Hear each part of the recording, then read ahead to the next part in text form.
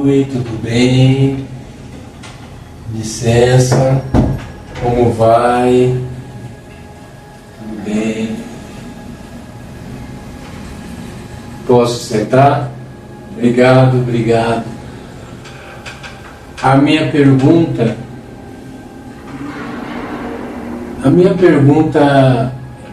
é simples e ao mesmo tempo complexa. Para que estudar a Kabbalah?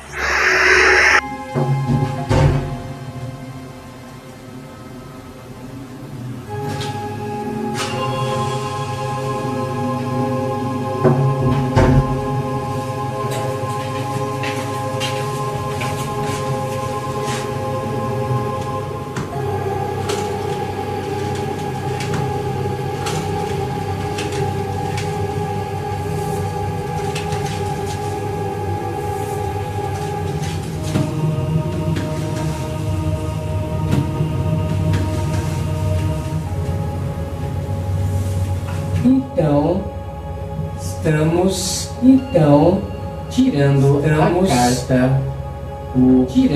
a carta, o eremita. Às vezes buscamos respostas em lugares inesperados. Hoje a pergunta é simples. Para explorar essa pergunta, utilizamos um instrumento antigo da cultura simbólica humana, o tarô. Não como adivinhação, mas como espelho simbólico da mente.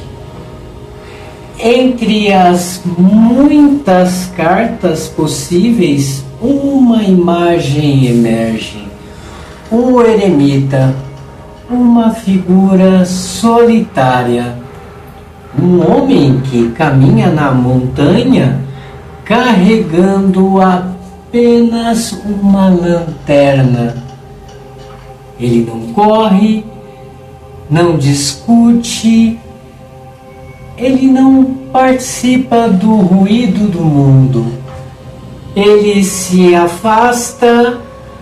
Nos sistemas simbólicos, o eremita representa o buscador, aquele que percebe que as respostas não estão no barulho do exterior, mas em algum lugar mais silencioso, mais interno.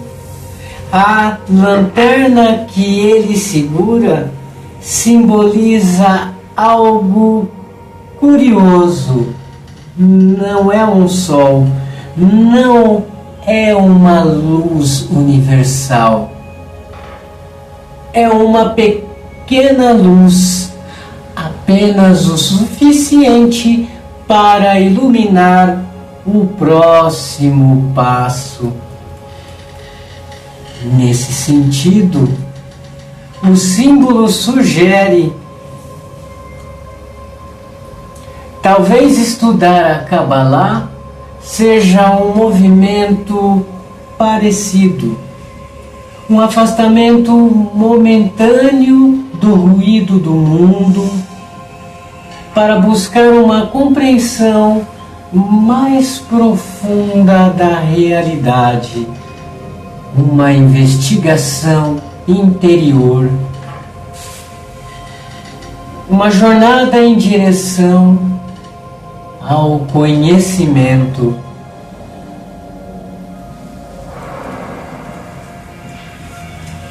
Até aqui, estamos dentro de um sistema simbólico, um sistema que organiza percepções humanas através de imagens. E isso pode produzir algo poderoso, clareza, coerência, sentido. Mas agora surge uma pergunta importante. Isso é o suficiente, o símbolo pode organizar a mente. Mas a Kabbalah afirma algo radical. A realidade espiritual não é revelada por símbolos. Ela é revelada por leis. Segundo o sistema desenvolvido por Isaac Luria, Baal Hassulam e Rabash, o universo espiritual funciona através de uma estrutura precisa. Luz, desejo, tela, intenção. Nesse sistema, o problema humano não é a falta de significado. O problema é a natureza do desejo. Os símbolos não alteram a natureza do desejo. Eles apenas organizam sua interpretação. É aqui que o estudo da Kabbalah começa a transcender o símbolo. Então, o eremita significa que eu devo me retirar do mundo e buscar conhecimento interior? Talvez. Mas a Kabbalah faria outra pergunta. Qual? O que exatamente em você precisa ser corrigido para revelar a luz? Então, não se trata de entender o símbolo. Não. O símbolo pode despertar uma pergunta. Mas a correção começa quando o desejo entra no sistema da luz. Tá ok, obrigado. Pode fechar? Tá ok. Tchau, obrigado.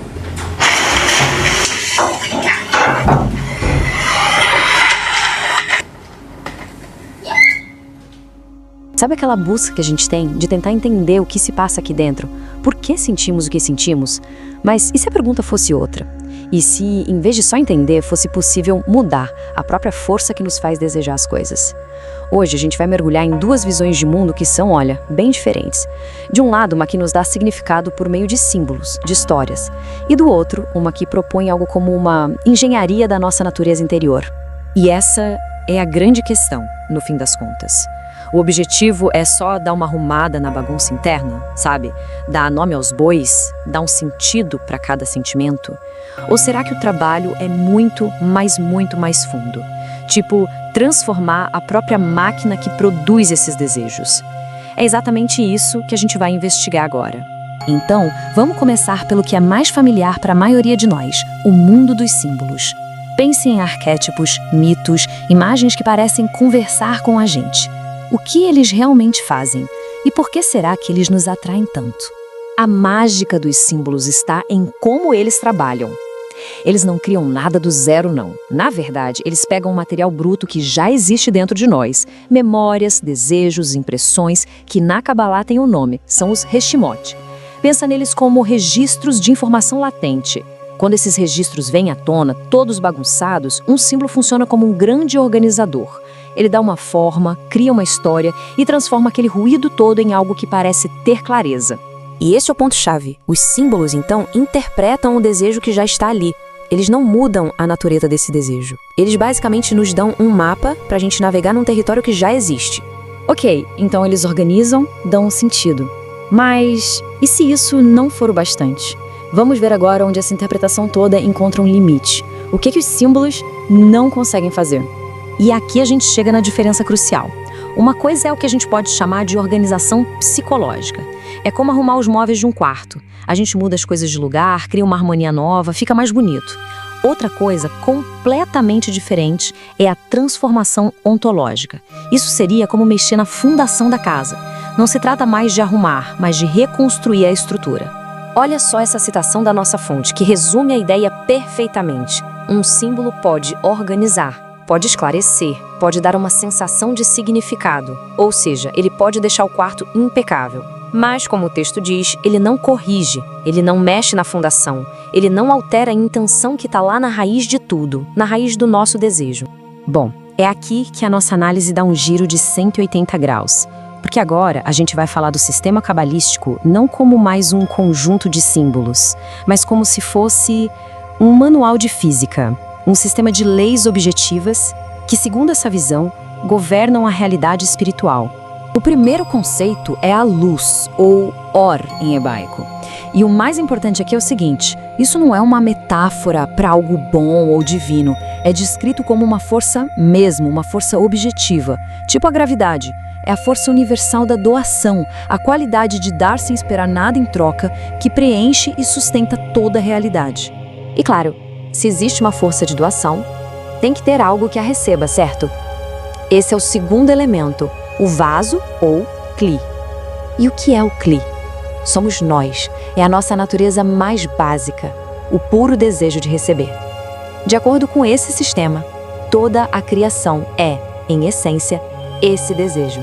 E como essas duas forças interagem? Aí entra a lei fundamental, a tal da equivalência de forma.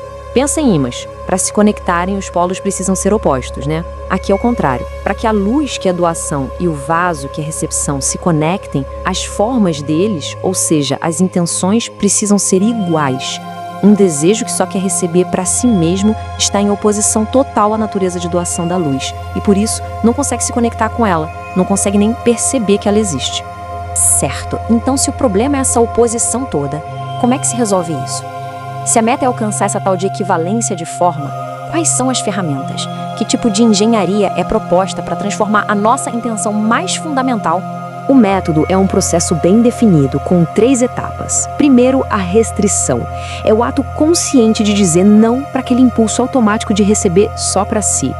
Segundo, a construção de uma tela que se chama massage. É como instalar um filtro sobre o nosso desejo, criando uma intenção nova, a de usar esse mesmo desejo para doar. E, finalmente, essa ação gera o que se chama de luz retornante ou Or-Roser.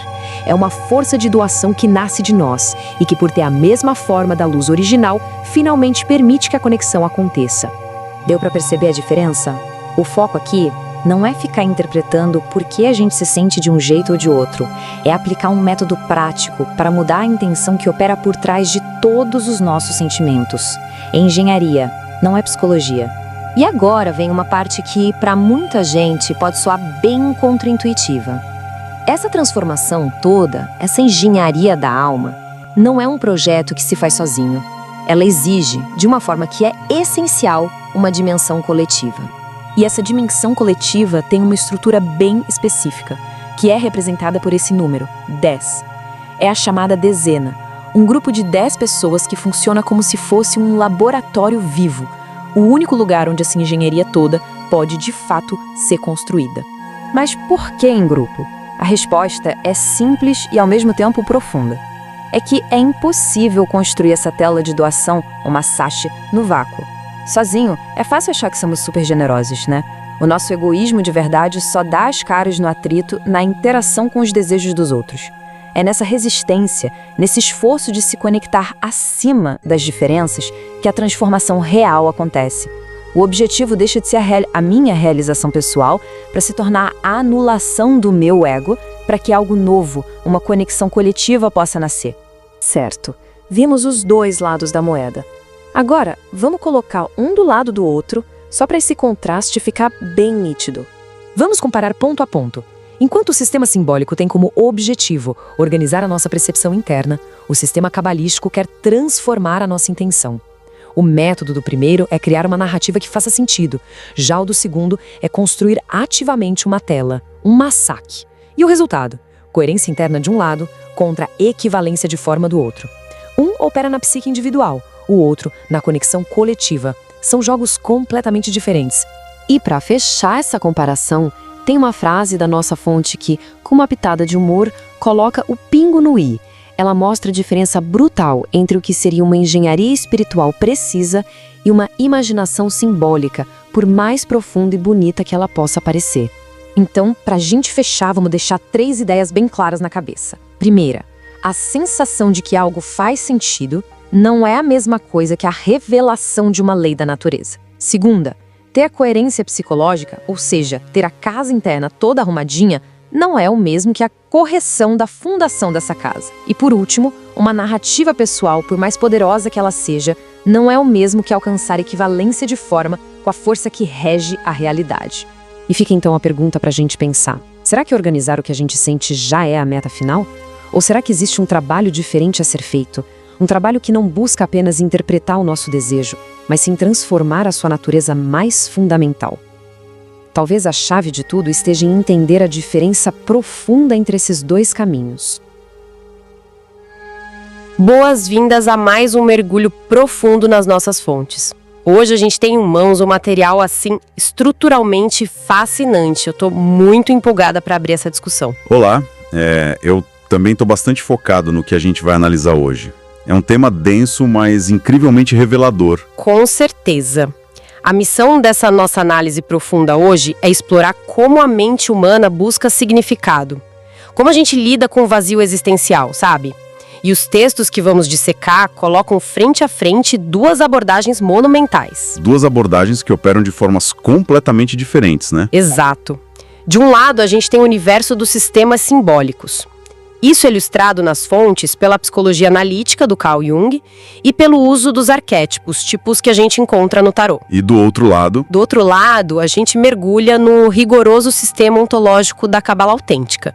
Mais especificamente, nas leis espirituais descritas por Isaac Luria, o Ari, e também Yehuda Ashlag, o Baal HaSulam, e o filho dele, o Rabash.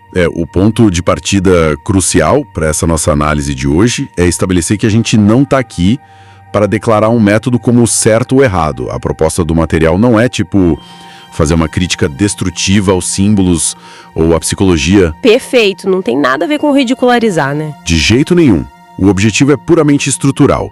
A gente vai observar o que acontece quando a percepção humana opera através de uma narrativa interior baseada em imagens e arquétipos. E aí contrastar isso com o que a Cabala chama de leis da física espiritual. Isso. São engrenagens distintas, construídas para resolver problemas totalmente diferentes, operando em níveis de realidade que nem se cruzam. E a nossa promessa para quem acompanha esse mergulho é construir esse entendimento do zero absoluto. Para quem busca aprender sem aquela sobrecarga teórica, a gente vai desmontar as peças de um símbolo para entender como ele alivia a mente humana. Mapear onde ele atinge o seu limite natural também. Sim. E a partir desse limite, entender a arquitetura que o sistema cabalístico propõe construir além disso. Então, para dar o primeiro passo, a gente precisa olhar para a mente leiga, para a experiência cotidiana. O material aponta que a psique humana tem uma aversão profunda à incerteza. Nossa, e como tem. Quando rola uma confusão, uma dor ou aquele vazio inexplicável, a mente busca desesperadamente uma âncora. E é exatamente aqui que entram os sistemas simbólicos. As fontes citam Jung, mostrando que ele não via algo como o tarô como, digamos, uma ferramenta mágica de adivinhar o futuro. Era mais sobre o inconsciente, né? Sim. Ele via como um espelho de arquétipos do inconsciente coletivo operando através do que ele chamava de sincronicidade. Certo. Vamos desempacotar isso.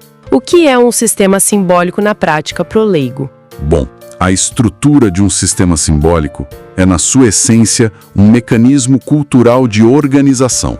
O símbolo atua diretamente sobre a imaginação e sobre a expectativa de quem está ali observando. Faz sentido. Imagina que existe um estado interno de caos, emoções embaralhadas, medos, um desejo que não foi identificado. A mente fica exausta tentando processar essas variáveis todas soltas. É um gasto de energia absurdo. Exato. Aí, ao introduzir um símbolo, seja a imagem de um arcano, a jornada de um herói num mito grego, ou um conceito arquetípico, oferece um container para esse caos. O símbolo entrega uma narrativa pronta para a pessoa. Isso. Imediatamente aqueles sentimentos que estavam todos dispersos encontram um lugar dentro dessa historinha. A incerteza diminui, o ruído mental cai drasticamente e o resultado é uma sensação súbita de coerência. Produz significado. Lendo as fontes, a analogia que me veio à cabeça ajuda muito a ilustrar esse alívio mental que as pessoas relatam. É tipo alguém tentando montar um quebra-cabeça de 1000 peças, mas sem ter a imagem da caixa. É uma frustração gigante. Demais. A pessoa tá ali segurando umas peças azuis e verdes sem saber se aquilo é o céu ou o mar. O símbolo funciona como se alguém te entregasse a tampa da caixa. Uma ótima imagem. A pessoa olha para a imagem arquetípica e diz tipo, então é por isso que eu tô passando, essa é a minha jornada atual. E nota que as peças não mudaram. Mas agora existe uma ordem, né? Um mapa para organizar tudo aquilo. O container narrativo cria a percepção de sentido. A pessoa consegue nomear o que sente. E projetar esse estado interno numa estrutura externa que já foi validada por séculos de cultura. É uma ferramenta muito útil para a estabilidade psíquica. Sem dúvida. No entanto, o texto que a gente está analisando traça uma linha muito clara nesse exato ponto. É aqui que o símbolo esbarra na sua própria fronteira. O limite da coisa. O limite. A limitação reside na diferença mecânica entre interpretar a forma de um desejo e alterar a natureza fundamental desse desejo. Os símbolos trabalham na interpretação, eles não alteram a natureza. E o material define essa natureza fundamental de forma bem direta. A base de toda motivação humana é descrita como o desejo de receber. A gente quer preenchimento o tempo todo. Fim, a gente busca conforto, segurança, reconhecimento. A questão que as fontes levantam é que o trabalho simbólico, por mais profundo ou terapêutico que seja, atua só na superfície da interpretação desse desejo. Ele organiza o palco, mas não muda o roteiro da peça. Existe uma diferença abissal apontada aqui entre organização psicológica e transformação ontológica. E como a gente diferencia essas duas coisas sem usar jargão difícil? Bom, a organização psicológica pacifica o ego. Ela permite que a intenção de receber o preenchimento para si mesmo continue operando. Só que de uma forma mais civilizada. Exato, de uma forma mais poética ou mais alinhada com as normas sociais e com o bem-estar mental. Já a transformação ontológica diz respeito a mudar a própria substância daquilo que o ser humano é na sua raiz. E é nesse ponto que as fontes nos presenteiam com uma analogia que, ilustra essa fronteira de maneira brilhante. A metáfora da casa em ruínas. Essa é clássica no material. Para quem está nos escutando, imagina usar o símbolo para organizar a psique. O texto compara isso com o ato de redecorar uma casa que está com a fundação totalmente rachada. O interior da casa é o desejo egoísta? Isso. Imagina o cenário. A pessoa entra na casa, o chão está torto, as paredes têm infiltração, o trabalho simbólico é equivalente a comprar móveis novos, escolher uma cor de tinta super calmante para as paredes, colocar uns quadros bonitos e arrumar a iluminação. O ambiente interno fica indiscutivelmente mais agradável. Fica lindo. Quem mora ali sente uma paz momentânea, uma sensação de que as coisas estão sob controle. Mas embaixo da terra, as vigas mestras continuam apodrecendo. A intenção de receber apenas para si mesmo, que a fundação da casa, permanece intacta. Ela só está escondida sob uma nova camada de consciência bem decorada. O perigo estrutural de parar nesse estágio é a ilusão de conclusão. A pessoa acha que resolveu o problema. A aquisição de significado existencial profundo através dos arquétipos convence o indivíduo de que o trabalho espiritual está feito. No entanto, do ponto de vista ontológico, a forma original do desejo não sofreu nenhuma alteração. A mobília foi reorganizada, mas a casa continua vulnerável a desabar a qualquer momento. O símbolo organiza. Ele gera sentido, ele traz conforto, mas na sua essência mecânica, ele não corrige. E isso nos leva à próxima etapa do nosso roteiro. Exato, aqui é que a coisa fica realmente interessante e a gente muda a marcha.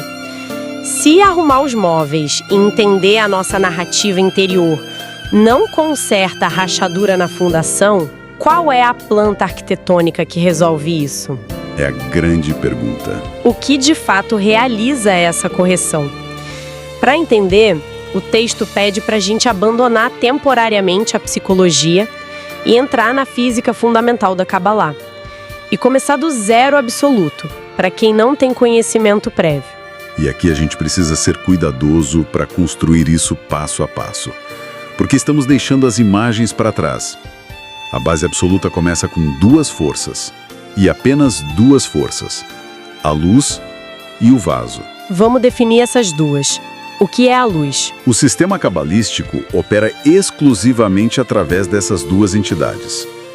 A luz, referida nos textos originais como Or, não é uma metáfora brilhante, não é um raio de sol, é a força primordial de doação pura. Uma qualidade abstrata. Totalmente. É a intenção absoluta e incondicional de dar e sustentar. E, em contraste direto, a gente tem a criação, o vaso, chamado de Kli. E o Kli é o desejo humano. A definição exata de Kli é puramente o desejo de receber preenchimento, a vontade de atrair para si. É a matéria-prima de toda a existência criada. É como colocar dois ímãs de polos iguais de frente um para o outro. As naturezas são diametralmente opostas. A luz só quer doar, o vaso só quer receber para si mesmo. O material chama essa oposição de disparidade de forma. Disparidade de forma, exatamente. E as consequências práticas dessa disparidade são enormes para a experiência de quem está vivendo. Como assim? Na física do nosso mundo material, a distância é medida em metros ou quilômetros, certo? Nas leis espirituais descritas por Ashlag, a distância é medida pela diferença de intenção. Então, se eu quero receber e a força quer doar, nós estamos distantes. Em extremos opostos. Essa diferença de intenção cria um distanciamento quase infinito. A consequência direta dessa disparidade é a ocultação da luz. O vazio persistente. Aquela insatisfação crônica da vida humana. Exato. A sensação de que falta um propósito maior deriva exclusivamente do fato de que as formas não combinam. Para que ocorra uma conexão real, o sistema exige o alcance da equivalência de forma. O alinhamento das intenções. O vaso precisa desenvolver a intenção de doar, igualando a sua frequência à da luz. A Kabbalah não trabalha com imagens mitológicas, trabalha com essas leis exatas. E é aqui que a engenharia do Isaac Luria, o Ari, entra. Ele revoluciona a abordagem. Em vez de perguntar, tipo, como eu me sinto em relação a esse vazio existencial e qual mito explica a minha dor, o método do Ari foca inteiramente na mecânica de alterar a intenção do vaso. Não é sobre interpretar estados, é sobre corrigir a intenção do desejo. Mas como esse processo começa na prática? Lendo o material fica claro que isso não nasce de uma curiosidade intelectual, de querer ler um livro antigo. Nasce de uma sensação de falta muito específica. Um despertar interno. O termo técnico para o sistema do Ari introduzir esse gatilho inicial é reshimo. Reshimo, o registro espiritual. Pode ser compreendido como um registro genético espiritual, sabe? Uma memória latente de um estado de plenitude que antecede a separação. Na experiência do dia a dia, o reshimo não desperta como uma luz no céu com anjos cantando. Desperta como uma crise. Desperta como uma carência profunda. Um descontentamento absurdo com as respostas que o mundo material oferece. É a faísca que impulsiona a pessoa a buscar. E o texto ressalta que essa carência bate de forma diferente nas pessoas. Para alguns, é um sussurro sutil no fim do dia. Para outros, é uma crise existencial ensurdecedora que paralisa tudo. A essa magnitude do desejo, as fontes dão um nome de aviut. Aviut. A tradução literal seria a espessura, a grossura ou a intensidade desse desejo de receber. Quanto maior o aviut, mais faminto e exigente é o Kli, o vaso. Uma pessoa com um grande aviut tem desejos massivos. Ela quer o mundo. E a resposta da Kabbalah autêntica para esse desejo imenso não é a supressão monástica. Não se trata de matar o desejo ou ir morar no Himalaia. Se fosse assim, o Ari teria escrito um guia de meditação budista e não engenharia da alma, né? Com certeza. O mecanismo central introduzido pelo Ari para lidar com esse volume colossal de vontade é o Mazar. O Mazar, que significa tela. Tela ou escudo. É a restrição consciente da recepção. Vamos pausar aqui para visualizar isso bem, porque esse é o coração do sistema ontológico. O massacre não é reprimir psicologicamente uma vontade. As fontes deixam muito claro que é uma engenharia aplicada sobre a intenção. É uma estrutura de resistência. A analogia que as fontes inspiram é a construção de uma represa hidrelétrica num rio extremamente violento. A água do rio é o desejo cru, o aviyut. Se o rio corre livremente, ele alaga tudo. A força se dissipa no egoísmo, destrói as margens. E se tentarmos simplesmente secar o rio, que seria o ascetismo religioso, a gente perde a energia, não tem força nenhuma. Exato, então o massacre é a enorme parede de concreto da represa. Essa visualização é perfeita, ajuda muito. A parede da represa frustra o fluxo imediato da água. É um ato consciente de resistência. O vassour sente a presença imensa do preenchimento ali, a luz, mas levanta o massacre e estabelece uma lei interna. A lei de não receber para si. Ele diz, eu me recuso a receber essa luz se o resultado for só minha gratificação pessoal. Só receberei se essa ação trouxer satisfação para a fonte que está doando. Essa restrição brutal gera uma pressão inimaginável. E na represa, essa pressão força a água a passar por dentro das turbinas. No sistema luriânico, essa pressão converte a intenção egoísta numa coisa inteiramente nova, algo chamado Or-Roser. A luz retornante.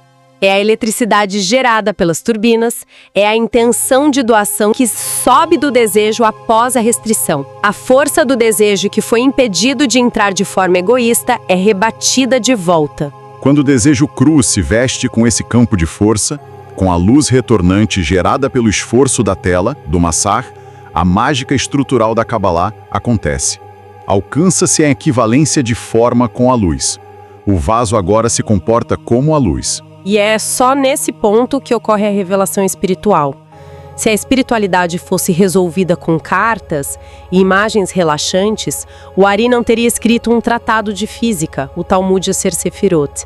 Exige um cálculo exato da intensidade do desejo. E a aplicação proporcional de força contrária através da tela.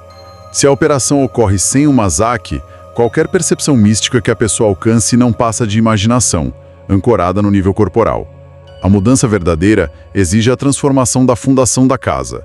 A conversão do para mim no para doar. Bom, para organizar essa quantidade imensa de informação e não sobrecarregar quem está ouvindo, o material propõe construir uma tabela mental. O grande confronto: símbolo versus sistema. É a melhor forma de deixar as coisas claras. Vamos pontuar essas diferenças estruturais diretas. A primeira linha da nossa tabela. O símbolo organiza a percepção interna. Enquanto o sistema cabalístico transforma a intenção do desejo, o nível de operação é outro. Segunda linha. O símbolo opera através da criação de uma narrativa. E o sistema opera construindo o massarre, a tela de restrição. Terceira e última linha. O símbolo entrega coerência na psique. E o sistema entrega equivalência de forma com a luz superior. O que é fascinante notar aqui é que operar sem a tela mantém a pessoa no nível corporal. E ambos operam em níveis diferentes. O texto materializa essa diferença de forma genial com um caso prático envolvendo uma carta de tarô. Ah, o experimento do eremita. Sim. Imagina uma experiência real citada nas fontes. Alguém está começando a estudar Kabbalah, lendo esses textos antigos e áridos e se pergunta para que eu estou estudando isso. E resolve tirar uma carta de tarô para ter uma resposta. A carta que sai é o eremita. E se a gente analisa isso pela lente do símbolo, o eremita é aquele arquétipo clássico da sabedoria reclusa. Ele carrega a própria lanterna, está isolado no topo de uma montanha. Ele busca o autoconhecimento através do distanciamento do mundo. E o leitor de símbolos olha para isso e encontra uma validação imediata, né?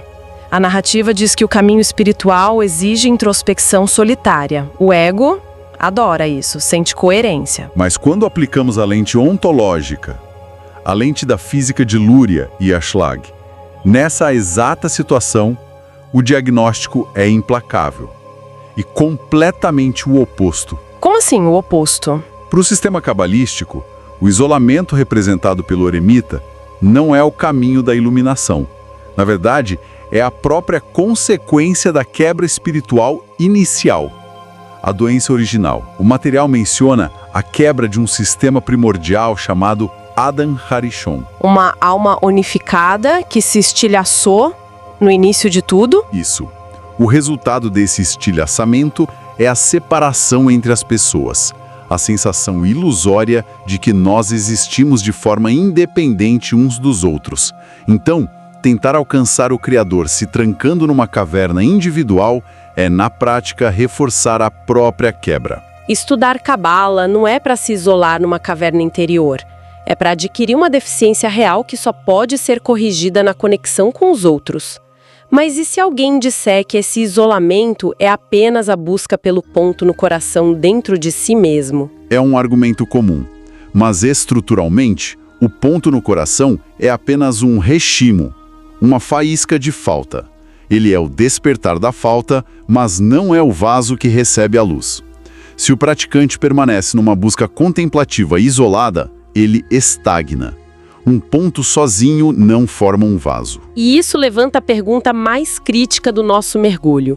Então, o que tudo isso significa na prática? Se a caverna do eremita é um beco sem saída, onde e como esse Massat é construído no mundo real? Como a gente adquire essa tela?